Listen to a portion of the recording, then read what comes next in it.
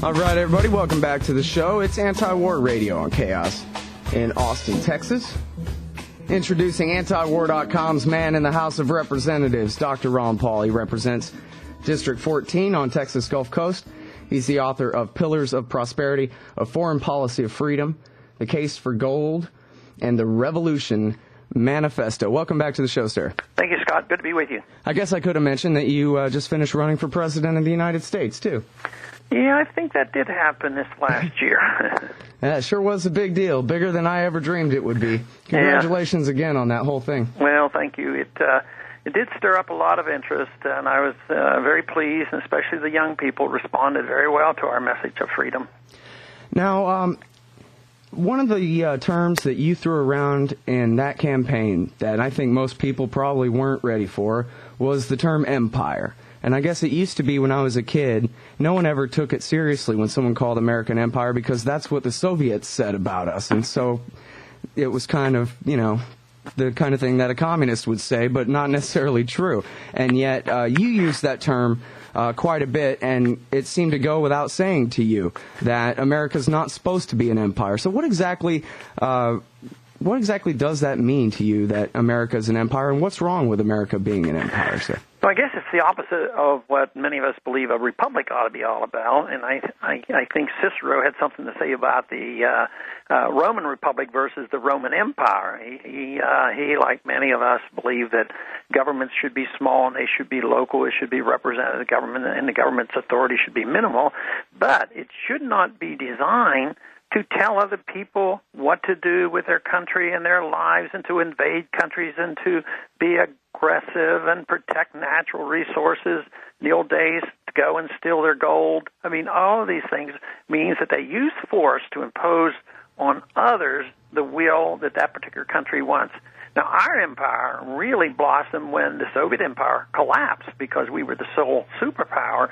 And instead of us backing off and becoming a more dignified republic, what we did is we just filled the vacuum and said, aha, the responsibility is ours. And people who did this actually saw this as, like a moral responsibility. I mean, it is our obligation. We are good and we are wonderful. The philosophy of the neocons, they saw this as a mission.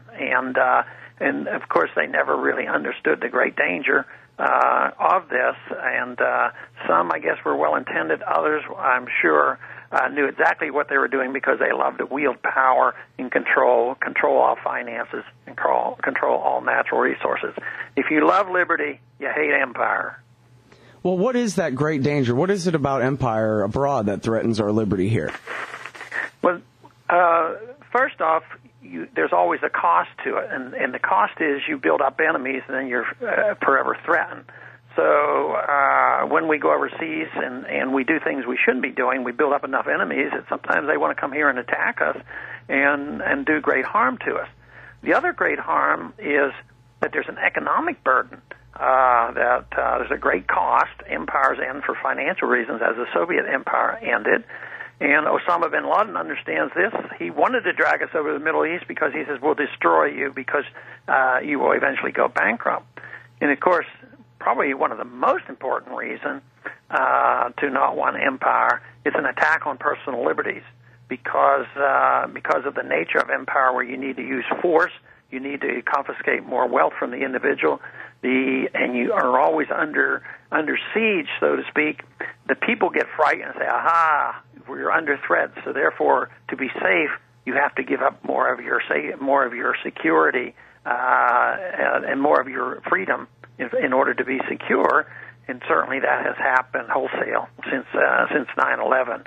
So the loss of personal liberties is the number one, and then along with that, we become a much poorer nation, and then you become more vulnerable to outside military threats as well.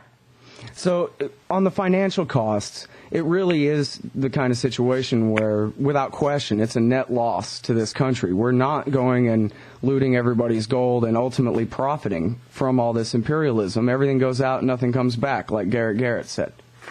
It goes out, and we don't quite do it like the Romans did, because one of their goals was to go and take the gold they brought the gold back in, and then they lived beyond their means, and they weren't productive, and they didn't care about their freedoms, and their bread and circuses finally undid the empire.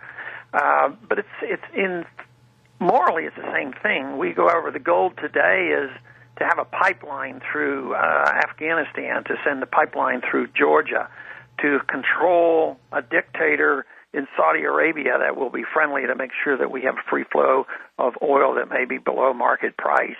So it's on and on. It's sort of a remnant of the idea of mercantilism, that you can't exist as an independent nation because you have to have control of your natural resources. And it's not all old colonialism, but it's new in the sense that we still want controls, but we don't quite say they're our possessions. But those who have us occupying their country see us as almost colonialists, because we go in and our troops are there. So the result is always the same, that republics can't exist unless we have this control of natural resources and have this power that is overwhelming and can deal with any threat outside. Mm-hmm.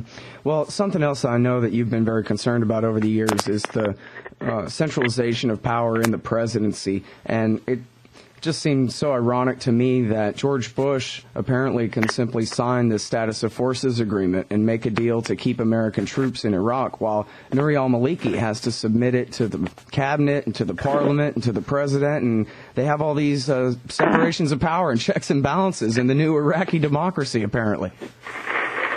Yeah, you'd wonder, in the hypocrisy, we don't advocate democracy the way so many people talk about it, but democratic elections, we still use those, but then we send our troops and our money and we kill people because we're going to spread democracy around the world. It's such a farce.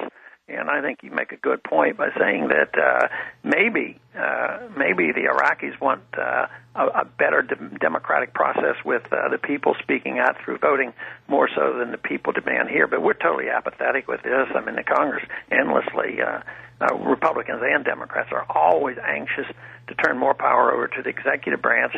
And sometimes I think they do this because they don't want responsibility for anything. You know, they gave Bush the authority to decide what he wanted to do with Iraq.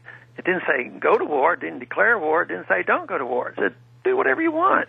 And I think what they were thinking about then is, well, if it goes badly, then we can criticize Bush for it, and they don't take any risk whatsoever.